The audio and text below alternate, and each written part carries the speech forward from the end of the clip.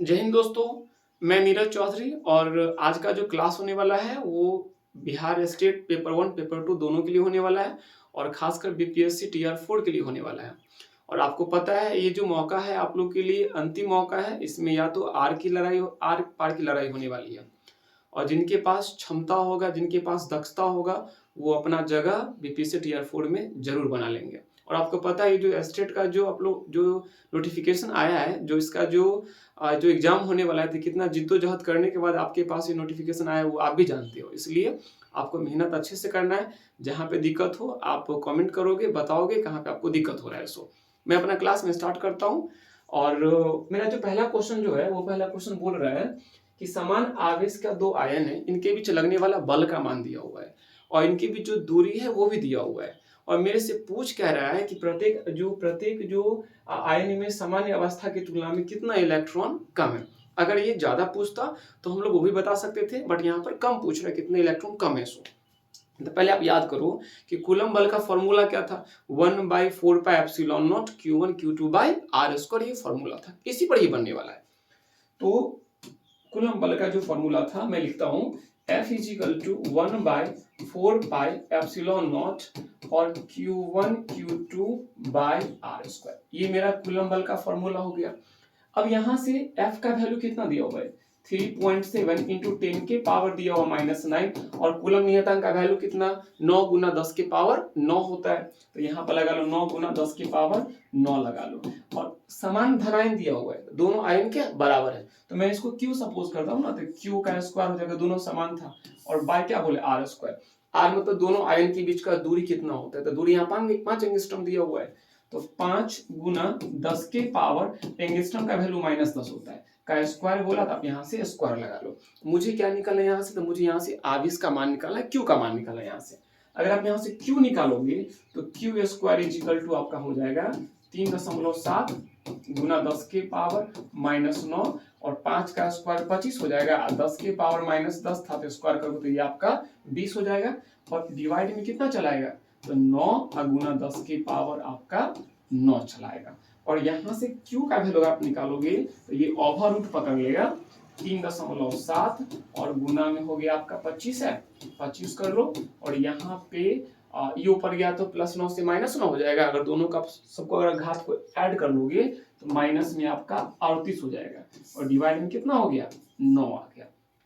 और यहाँ से अगर Q बराबर निकालोगे तो आप ध्यान से देखो, 25 है तो 25 के लिए तो 5 निकलेगा, आप यहाँ पे 5 कर लो और इनटू में देखो 3.7, तो इसका अगर आप करोगे तो 1.92 के अप्रोक्स में आने वाला है, तो इसका हो गया 1.92 और पावर कितना दिया हुआ है, पावर दिया हुआ है -38, अगर -38 को बाहर निकालोगे तो -19 मिल जाएगा आपको, तो यहाँ पे -19 हो गया। और डिवाइड में कितना हो जाएगा भाई, तो डिवाइड में हो जाएगा मेरा 9 था तो 9 के लिए कितना चलाएगा 3 चलाएगा यहाँ से, तो यहाँ से आपका 3 हो गया। मेरे से पूछ रहा है कि कितना इलेक्ट्रॉन कम हो, यानी कि n का वैल्यू पूछ रहा है। तो आपको पता है कि Q बराबर तो Ne होता है, तो Ne = सबको अगर आप सॉल्व कर लोगे तो 3.2 × 10 के पावर -19 और ये सबको सॉल्व करने के बाद इतना आपको मिलने वाला है। यहाँ से n निकालना है तो n हो जाएगा 3.2 × 10 के पावर -19 हो गया। अब बाय e का वैल्यू होता है 1.6 10 के पावर -19, तो ये आपका यहाँ से ये कैंसिल हो गया और 16 से इसको काटोगे तो कितना टाइम्स, 2 टाइम्स में ये कट रहा है, तो ये यहाँ से चला गया, तो n का वैल्यू कितना हो जाएगा 2।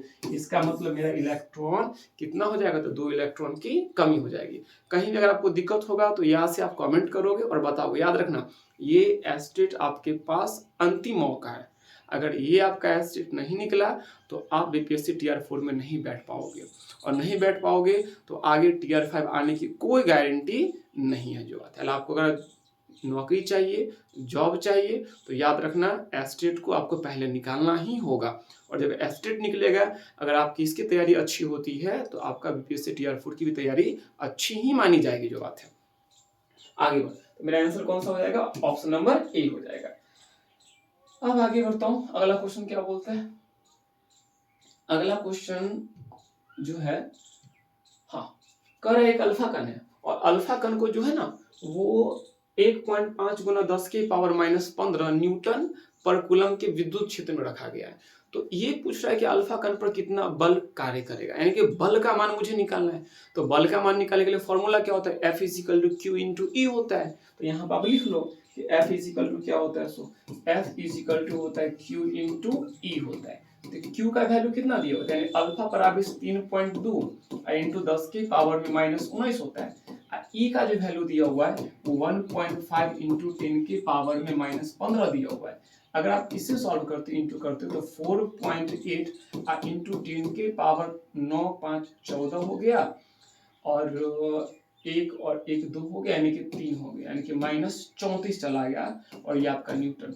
और ये आपका ऑप्शन में नहीं मिला, क्योंकि यहाँ पर ऑप्शन में थोड़ा सा टाइपिंग में एरर किया हुआ है, आप लोग इसको सही कर लोगे। तो ये जो ना यहाँ पे होना चाहिए था 34 होना चाहिए था ये, और ये मेरा ऑप्शन कौन सा सही हो जाएगा, ऑप्शन नंबर बी सही हो जाएगा। ऑप्शन नंबर बी मेरा क्या हो जाएगा, करेक्ट हो जाएगा। अगला क्वेश्चन तो हम लोग चलते हैं। अगला क्वेश्चन मेरा बोल रहा है, अगला क्वेश्चन जो है वो कह रहा है, वो देखो ध्यान से। जब समांतर पट्टिका संधारित्र के दोनों पट्टिका के बीच की दूरी को बढ़ा दी जाए तो उसका धारिता पे क्या प्रभाव पड़ता है। तो पहले समांतर पट्टिका संधारित्र का फॉर्मूला क्या होता है, आपको पहले फॉर्मूला पता होना चाहिए। अगर फॉर्मूला पता है तब तो आप आसानी से बता सकते हो, और फॉर्मूला नहीं पता तो आपसे बनने वाला नहीं है। इसका देख फॉर्मूला क्या होता है, इसका जो फॉर्मूला होता है वो फॉर्मूला होता है, इसे पहले प्लेट बना लेते हैं, ये पहले समांतर पट्टिका संधारित्र बना लेता हूँ। ये ऐसा कुछ होता है, और ये इसका क्षेत्रफल होता है, और इसके बीच का जो दूरी होता है ये मेरा दूरी होता है, और c इक्वल टू होता है एप्सिलॉन नॉट a, अब बाय होता है d होता है। आप स्मॉल d भी ले सकते हो, कैपिटल D जो लगे सही वो आप कर सकते हो। तो यहाँ पे अगर दूरी को राइज करोगे तो मेरा जो धारिता होगा, जो कैपेसिटेंस होगा, कैपेसिटेंस क्या होगा मेरा, घट जाएगा जो बात है यहाँ से। तो यहाँ से मेरा आंसर कौन सा हो जाएगा, तो इसको जो धारिता जो होती है वो धारिता घटती है, यानी ऑप्शन नंबर बी मेरा करेक्ट हो जाएगा। अगला क्वेश्चन पे मैं चलता हूँ। अगला क्वेश्चन कह रहा है कि हाँ, धनात्मक आवेश के कारण विद्युत क्षेत्र की दिशा होती है। तो आवेश कैसा, धनात्मक है, और धनात्मक आवेश के कारण जो विद्युत क्षेत्र का जो दिशा होता है वो आवेश से दूर होता है, और यही मेरा आवेश ऋणात्मक होता है तो आवेश की ओर हो जाता है यहाँ से। यानी कि मेरा जो अगर ऐसा कुछ होता, अगर ये चार्ज प्लस में होता तो इसके कारण जो r डिस्टेंस पे मान लो कोई पॉइंट P होता तो इस पर विद्युत क्षेत्र का दिशा कहाँ होता, आगे की ओर होता। और इसी पर अगर हम लोग करें क्या, इसी पर अगर आवेश को हम लोग कर दे माइनस कर दे, निगेटिव आवेश को कर दे माइनस कर दे, तो मेरा विद्युत क्षेत्र का जो दिशा होगा कहाँ हो जाएगा, विद्युत क्षेत्र का दिशा आवेश की ओर हो जाएगा। तो आवेश तो मेरा धनात्मक है तो दिशा कहाँ होगा, आवेश से दूर हो जाएगा। यानी इसका जो मेरा आंसर होगा वो ऑप्शन नंबर ए मेरा करेक्ट हो जाएगा। कहीं पर लगे आप लोग को दिक्कत है तो आप लोग कमेंट जरूर करना और जरूर बताना। याद रखना ये मौका आपको बार बार नहीं मिलने वाला, ये आपके लिए अंतिम मौका है। आप लोग ध्यान धर के पढ़िएगा, जहां लगे समस्या है तो बात कीजिएगा मेरे से। अगला क्वेश्चन पे चलता हूँ। अगला क्वेश्चन क्या बोल रहा है, अगला क्वेश्चन बोल रहा है कि डैश का उपयोग ठोस पदार्थों की संरचना की जांच करने के लिए किया जाता है। तो ठोस पदार्थों का जो संरचना का जो जांच किया जाता है वो एक्सरे से किया जाता है। आपको पता हो कि आपके शरीर में जो सबसे नहीं मतलब जो ठोस जो पदार्थ है वो आपकी हड्डियां हैं, और हड्डियां जब टूट जाती है तो इसका पता लगाने के लोग किसका यूज करता है, लोग तो एक्स किरण का लोग यूज करते हैं, यानी कि लोग एक्सरे करवाता है।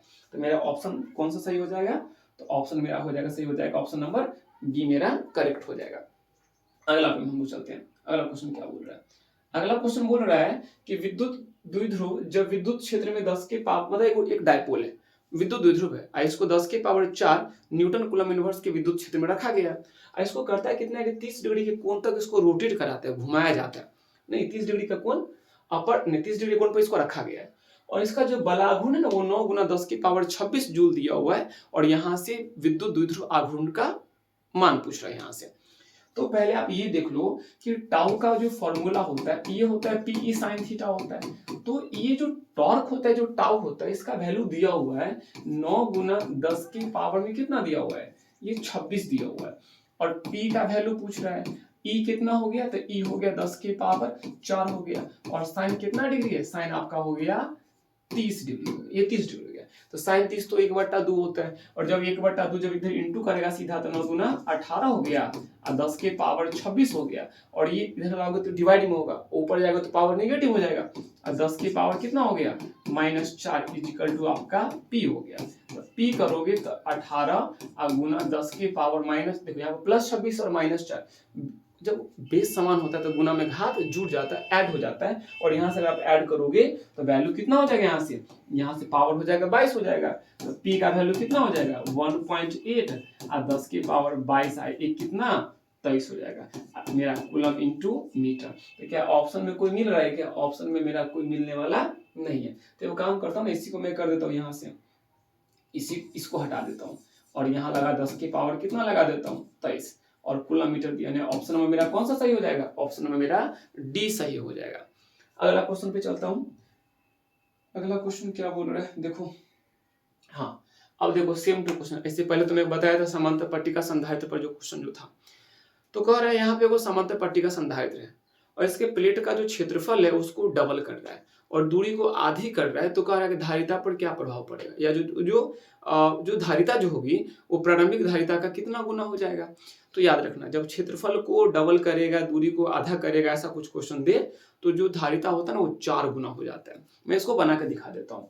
मान लो कि आपके पास में एक संधारित्र है, ये संधारित्र एक समांतर पट्टिका संधारित्र है, ऐसे इसको बना लेता हूँ।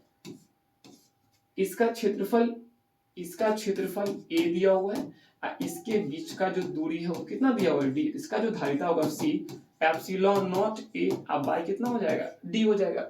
अब कह रहा है कि इसके क्षेत्रफल को डबल करना, यानी कि मुझे करना क्या, इसका जो क्षेत्रफल था ना एरिया, इसको डबल कर देना है, मतलब इसको कर देना है 2a कर देना है, और बीच का जो दूरी था इसको आधा था d/2 कर देना है। तो धारिता ना पूछ रहा है कि इसका जो धारिता होगा c डैश वो कितना एप्सिलॉन नॉट a मतलब क्या है 2a और डिस्टेंस d/2 हो गया।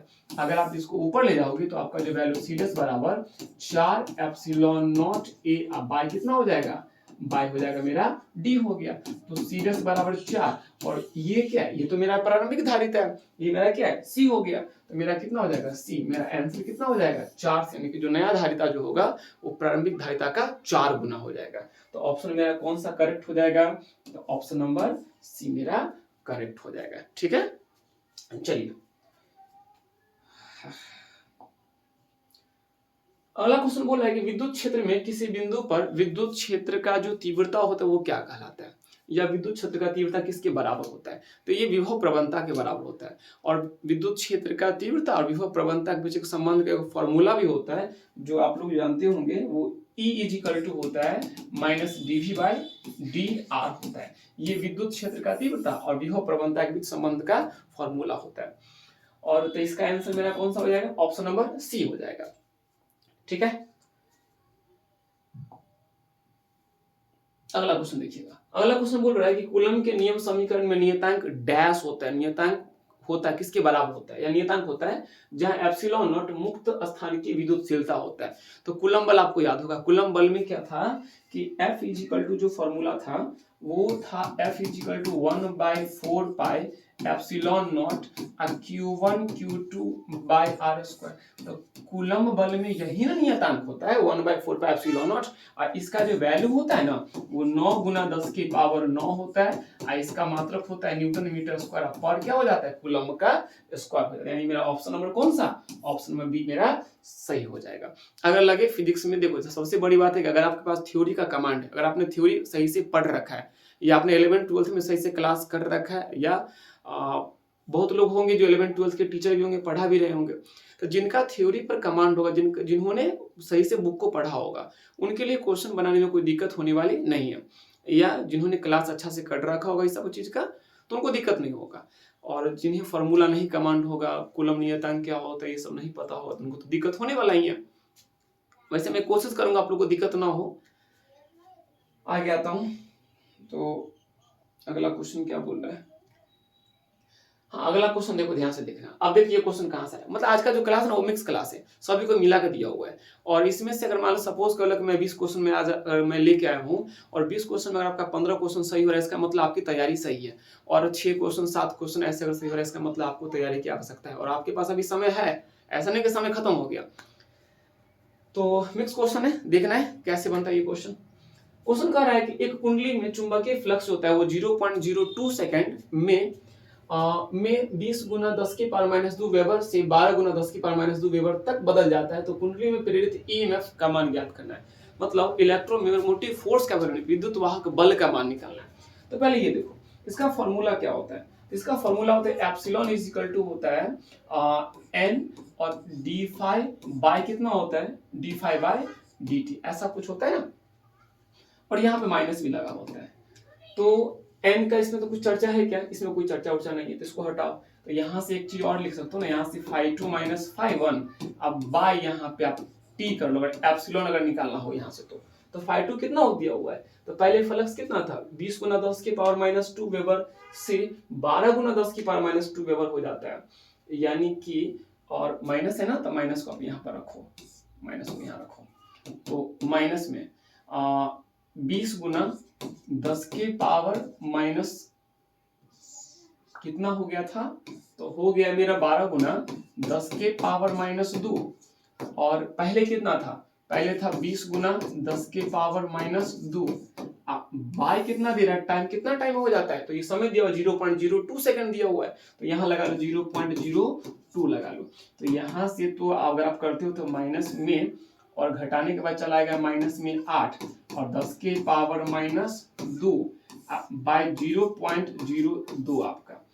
तो अगर आप देखोगे यहाँ से तो माइनस माइनस तो आपका प्लस हो जाएगा, अब आ गया 8 आ गया और 10 के पावर यहाँ से कितना हो गया माइनस 2 हो गया, और अगर ये डेसिमल को हटाओगे तो डिवाइड में 100 होगा, और ये 100 अगर नीचे से ऊपर चला गया तो पावर क्या हो जाएगा मेरा, मतलब 100 नीचे से ऊपर गया तो प्लस, मतलब ये ऐसे हो जाएगा ना, इसको ऊपर ले जाओगे आप, तो 2 ये 100 ऊपर चला गया, तो यहाँ से काटोगे तो ये 4 से कट जाएगा, और 100 मतलब क्या 10 की पावर 2, आप पहले से माइनस मतलब हो गया काम से, तो मेरा ये हो जाएगा 0 हो जाएगा, मतलब ये मेरा 4 मेरा इसका आंसर हो जाएगा, 4 वोल्ट मेरा आंसर हो जाएगा। अब देखो कौन सा ऑप्शन में मेरा सही 4 वोल्ट दिया हुआ है, तो 4 वोल्ट ऑप्शन नंबर ए में, तो ऑप्शन नंबर मेरा ए क्या हो जाएगा, ऑप्शन नंबर ए मेरा सही हो जाएगा। अगला क्वेश्चन को हम लोग बढ़ते हैं। अगला क्वेश्चन क्या बोल रहा है, अगला क्वेश्चन कह रहा है कि बस अगला क्वेश्चन देखता हूं। अगला क्वेश्चन कह रहा है आपका कि अगला क्वेश्चन कह रहा है, अगला क्वेश्चन कह रहा है कि एक विद्युत द्विध्रुव पर 45 डिग्री के कोण पर 1000 वोल्ट पर मीटर का विद्युत क्षेत्र लगाया जाता है, मतलब विद्युत क्षेत्र जो है ना वो E बराबर दिया हुआ है 1000 वोल्ट पर मीटर दिया हुआ है, ऐसा कुछ दिया हुआ है, और ये कितना के एंगल में रखा हुआ है, तो थीटा दिया हुआ है 45 डिग्री दिया हुआ है आपका, 45 के एंगल में रखा हुआ है, और इसमें जो विद्युत द्विध्रुव आघूर्ण है ना, ये आघूर्ण दिया हुआ है, P का वैल्यू दिया हुआ है 10 के पावर माइनस में 29 कूलम मीटर दिया हुआ है। तो स्थितिज ऊर्जा पूछ रहा है, तो स्थितिज ऊर्जा का फॉर्मूला क्या होता है, माइनस में पी ई कॉस थीटा, तो भाई P कितना दिया हुआ है, तो P दिया हुआ है 10 के पावर माइनस में 29 दिया हुआ है, और इनटू में E का वैल्यू कितना हो गया, तो E का वैल्यू हो गया आपका 100 हो गया। अब कॉस कितना हो गया, कॉस दिया हुआ है 45 डिग्री दिया हुआ है, कॉस लगा लो 45 लगा लो, तो यहाँ से आप लिख सकते हो कि 100 और कॉस 45 का तो 1/√2 होता है, तो यहाँ पे √2 लगा देता हूँ, और 10 के पावर कितना हो गया माइनस में 29 हो गया। अब इसको आप आंसर अगर देखा जाए तो अगर आप इसको ऐसे लिख सकते हो कि इसमें पता है क्वेश्चन में जो लग रहा है ना मुझे, क्वेश्चन में कुछ टाइपिंग का एरर चल रहा है, क्योंकि यहाँ पे कुछ और होना चाहिए था, आघूर्ण दिया ना, वैसे इसमें कोई ऑप्शन आने वाला है नहीं, तो मैं देखता हूँ इसका जो भी होगा वो मैं लिख देता हूँ, आप इसको लिख सकते हो। इसको मैं कर देता हूँ, पता है कितना, कि ऐसे करता हूँ 10/√2 करता हूँ, इंटू में 10 के पावर माइनस 29 था ना, तो इसको मैं माइनस में 28 कर देता हूँ, और 10 मतलब 5√2, इसका अथी वजह काटने पर 5√2 और गुना 10 के पावर माइनस 28, और यहाँ से कितना हो जाएगा जूल हो जाएगा, और ये मेरा माइनस में मेरा आंसर, तो इसमें से कोई नहीं है, मतलब ये टाइपिंग, ये क्वेश्चन में कुछ टाइपिंग एरर होने वाला है। अगला क्वेश्चन पर हम चलते हैं। अगला क्वेश्चन क्या बोल रहा है,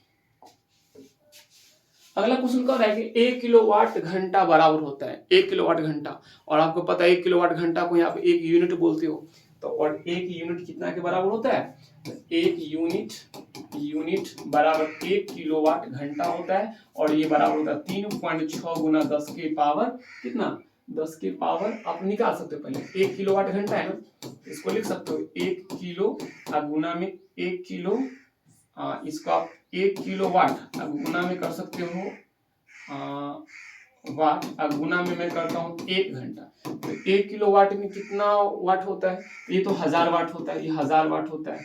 और घंटा मतलब कितना? ये 3600 सेकंड हो गया, सेकंड हो गया। आप इसको ऐसे लिख सकते हो कि 3.6 और 10 कितना देखो तो 1 2 3 4 5 और एक डेसिमल दिया था 6 और वाट इंटू सेकंड क्या होता है? जूल के बराबर होता है। तो 1 किलोवाट घंटा में जो मेरा जो जूल होता है वो कितना? 3.6 10 की पावर 6 जूल के बराबर होता है। तो यहाँ पे 10 की पावर 6 जूल लगा लोगे। तो ऑप्शन मेरा कौन सा सही हो रहा है? ऑप्शन नंबर ए मेरा सही हो रहा है। ठीक है, अगला क्वेश्चन देखा जाए। अगला क्वेश्चन बोल रहा है हाँ कि शक्ति का ऐसा ही मात्रक क्या होता है? तो शक्ति का ऐसा ही मात्रक वाट होता है। तो ये तो आप लोगों को सबको पता ही होना चाहिए, शक्ति का ऐसा ही मात्रक वाट होता है। अगला क्वेश्चन बोल रहा है कि 100 वाट के बल्ब को 1 मिनट तक जलाने में खपत ऊर्जा का मान पूछ रहा है। तो कितना वाट का बोले भाई? 100 वाट का। तो मेरा पावर कितना दे दिया? 100 वाट दे दिया। और कह रहा है कितना मिनट तक इसको 1 मिनट तक चलाना है, 1 मिनट तक इसको चलाना है। तो 1 मिनट मतलब कितना? 60 सेकंड हो गया। और खपत ऊर्जा पूछ रहा है, तो आपको पता है ना कि P बराबर कितना होता है? W/T होता है। तो W इज इक्वल टू कितना हो जाएगा? P इंटू टी हो जाएगा। तो शक्ति कितना दे दिया? शक्ति दे दिया 100 दे दिया और यहाँ पे 60 हो गया। तो कितना कहीं ना कहीं हो गया मेरा 600 जूल। तो खपत ऊर्जा कितना होगा मेरा? 600 जूल के बराबर हो जाएगा।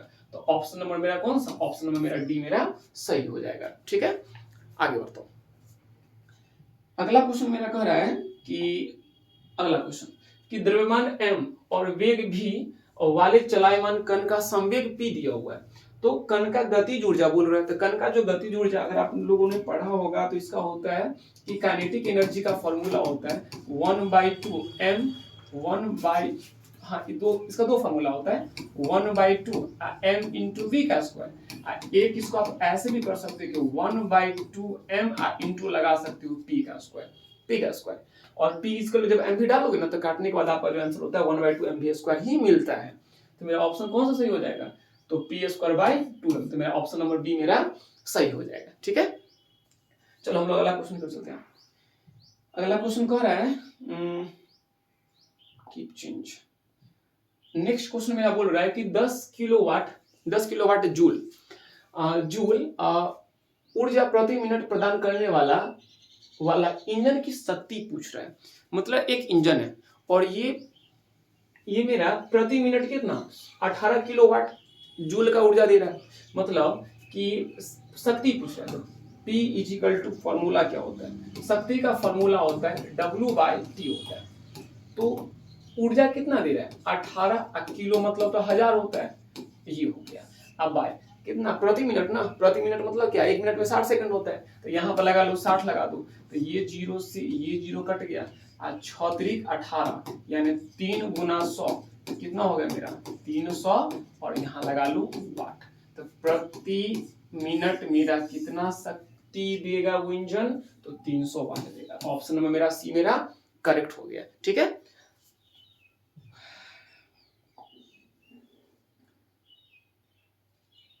यदि 1 किलोग्राम के पिंड का गतिज ऊर्जा 200 जूल हो तो उसका वेग पूछ रहा है। एक पिंड है, इसका गतिज ऊर्जा दिया हुआ है और मेरे से पूछ क्या रहा है? इसका वेग पूछ रहा है। तो मैं इसको बनाता हूं, यानी कि काइनेटिक एनर्जी का फॉर्मूला होता है 1/2 m इंटू वी स्क्वायर। तो गतिज ऊर्जा कितना दिया हुआ है? 200 जूल का दिया हुआ है और 1/2 द्रव्यमान कितना दिया? 1 दिया इंटू हो गया v का स्क्वायर, वेग का स्क्वायर। तो ये गुना कर ले अगर तो ये 400 इजिकल टू हो गया v स्क्वायर। तो v इजिकल टू कितना? रूट में 400 और रूट 400 कितना? तो यानी 20 मीटर पर सेकेंड। तो मेरा जो पिंड होगा उस पिंड का वेग कितना होगा? तो 20 मीटर पर सेकेंड उस पिंड का वेग होगा। तो ऑप्शन नंबर मेरा बी मेरा करेक्ट हो गया।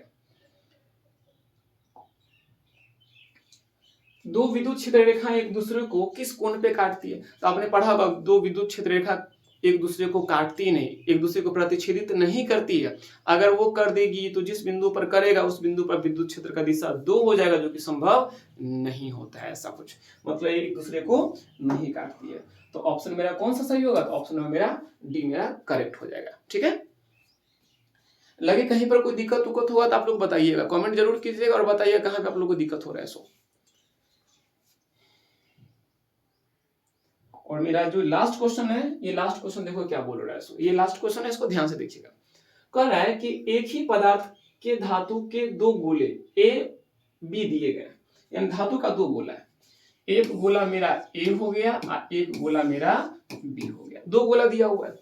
अब कह रहा है कि एक पर प्लस क्यू आवेश है, तो पहला पर बोल रहे प्लस क्यू आवेश है, दूसरा पे कह रहा है माइनस क्यू आवेश है, तो यहाँ पे माइनस क्यू आवेश दिया हुआ है, आवेश दिया गया है। तो अब क्वेश्चन ये ऑप्शन देखना है, इसको ये क्वेश्चन को ऑप्शन से बनाना है।